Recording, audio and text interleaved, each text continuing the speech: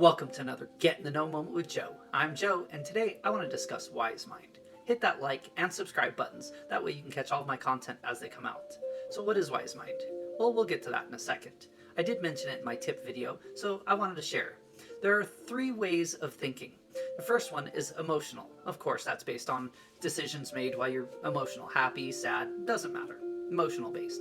Then you have your logical or your critical way of thinking. That's when you put emotions completely aside and you're doing things logically or critically.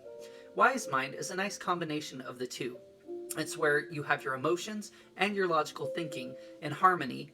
Now, it'd be nice if you could always have that.